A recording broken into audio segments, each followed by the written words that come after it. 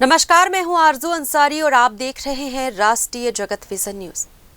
क्या कब्रिस्तान में झंडा फहराना उचित है?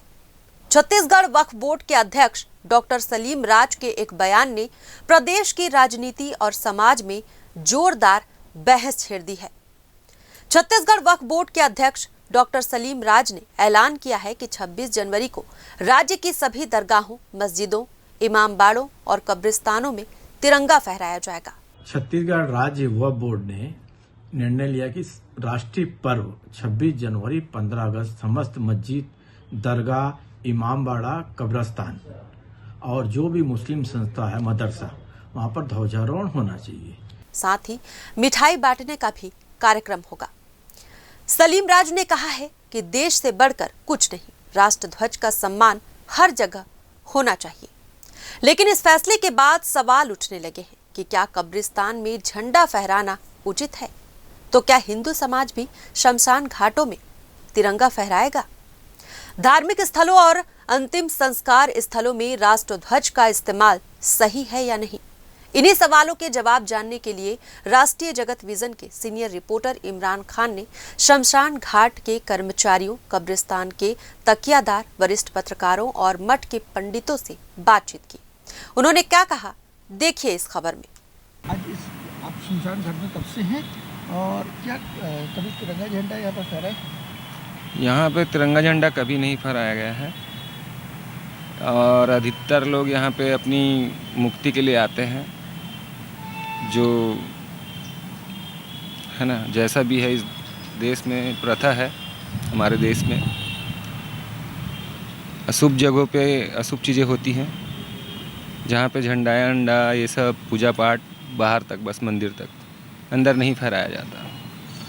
जहाँ पे देश का गणतंत्र है, लोकतंत्र है, वहाँ सही है ये सब, यहाँ पे सही नहीं है। हाँ, वक्फ बोर्ड का एक आदेश आया है कि अब कब्रिस्तान में झंडा फहरेंगे, तो क्या उसकी तैयारी कर ली है? नहीं चल रही है। कब्रिस्तान के बाहर भी झंडा फहराएंगे तो कब्रिस्तान के बाहर ही फैलेगा, अंदर नहीं फैलेगा। अंदर में आज तक ये नहीं फहरा है? आज तक नहीं फैला। मैं 2007 से हूँ, अभी तक मैंने अंदर में नहीं देखा हूँ। अच्छा, एक चीज़ है कि कभी 2007 से है आप जी, कभी मिठाई बटी है कि कब्रिस्तान के अंदर? नहीं बैठी है, कभी नहीं बैठी है मिठाई वगैरह। मिठाई वगैरह कभी? नहीं बैठी है। तो कल मिठाई खाएंगे पहली बार? नहीं होगा, झंडा फैलेगा ही नहीं। कब्रिस्तान में झंडा नहीं फैलाते हैं। आजू बाजू यहाँ वाले कहेंगे तो होगा, नहीं तो वरना नहीं होगा। कब्रिस्तान में भी जी झंडा फहरेगा? जी हाँ, बिल्कुल फहराएंगे और मिठाई भी खाएंगे। और अच्छी बात है, 26 जनवरी गणतंत्र दिवस के उपलक्ष्य में हम झंडा फहराएं, समाज को और मुल्क को, शहर को एक अच्छा मैसेज जाता है इससे। बिल्कुल, आप कब्रिस्तान की बात करें तो लोकमानस में लगेगा कि कब्रिस्तान में आप झंडा फहरा रहे हैं। कब्रिस्तान में झंडा फहरा रहे हैं कि कार्यालयों में झंडा फहरा रहे हैं, इसको लेकर के उनको क्लियर करना चाहिए कि भाई कहाँ आप झंडा फहराने की बात कर रहे हैं। देखिए, जहाँ तक मस्जिद, शमशान घाट और कब्रिस्तानों का सवाल है, यहाँ पर हम ये हिंदू धर्म को मानने वाले या मुस्लिम समुदाय को मानने वाले लोग ये चाहते हैं कि वहाँ से लोगों को मुक्ति मिलती है।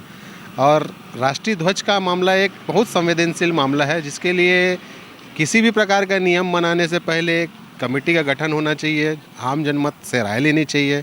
किसी भी प्रकार का नियम, कम से कम राष्ट्रीय ध्वजों के बारे में नियम बनाने से पहले सोचना चाहिए। ऐसा कोई भी नियम ना बनाए जिससे किसी भी प्रकार की राष्ट्रीय भावनाओं को आहत पहुंचाया जाए। ऐसा कोई नियम हमारे ना प्रावधान में है, ना कानून में है। इस तरीके के किसी भी आयोजन के लिए ना कब्रिस्तान, ना ही हमारे शमशान घाट में कोई भी अनुमति नहीं है।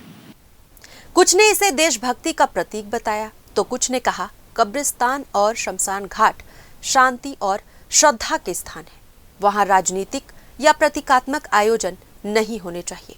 इस पूरे विवाद में डॉक्टर सलीम राज के समर्थन में सामने आए भाजपा के वरिष्ठ कार्यकर्ता तौकीर रजा, जिन्होंने कहा तिरंगा किसी धर्म का नहीं, पूरे देश का है। जहां भी भारतीय रहते हैं वहां तिरंगा शान से लहराना चाहिए। ये बहुत अच्छी बात है, राष्ट्रीय पर्व है। अगर ध्वजारोहण या झंडा फहराने की बातें अगर की जाती है, अपील की जाती है, वक्फ बोर्ड ने अपील की है मुस्लिम समाज के सभी अदारों से, चाहे मदरसे हों, चाहे वो मस्जिदें हों या हमारे दूसरे मुस्लिम अदारे हों, उसके सामने अगर ध्वजारोहण या झंडे फहराने की बात की है, अपील की है उन्होंने, तो बिल्कुल इसका स्वागत किया जाना चाहिए। अब सवाल यही है, क्या तिरंगा हर जगह लहराना राष्ट्रभक्ति है या परंपराओं की सीमा लांघना? छत्तीसगढ़ में इस मुद्दे पर बहस तेज हो चुकी है और आने वाले दिनों में इसका असर राजनीति से लेकर समाज तक दिख सकता है। फिलहाल इस खबर में बस इतना ही। देश प्रदेश की खबरों से अपडेटेड रहने के लिए हमारे चैनल को सब्सक्राइब करें और नए खबरों के नोटिफिकेशन के लिए बेल आइकॉन जरूर दबाएं। नमस्कार।